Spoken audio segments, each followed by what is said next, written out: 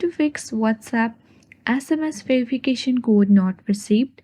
So this problem might occur due to variety of reasons. One may be because you are not using a valid phone number, so make sure you are using a valid phone number. Next is you need to check your internet connection. The internet connection must be stable and good in condition. So after that you need to go to the Play Store on your device and search for WhatsApp and see if there is any updates.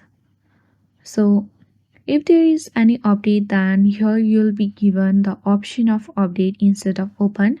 Mine is already updated, so it is shown open.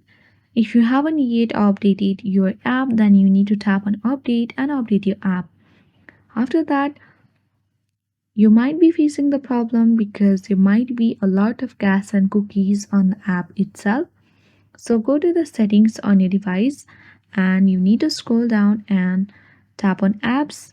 Now tap on app management and you need to search WhatsApp. Once you get access to the app info page of WhatsApp, you need to tap on storage users and clear the cache. Once you are done with that, your problem might be fixed, but if it is not yet fixed, then you need to once restart your device. For that, you need to hold the power button. Wait for a moment and let's hold the power button. And here you can see the restart button at the top. Simply you need to slide towards the restart and restart your device. After you have followed all the steps, your problem of WhatsApp is SMS verification code not received will be definitely solved. So I hope this video was helpful for you. Like and subscribe if this video was helpful for you. Thank you for watching.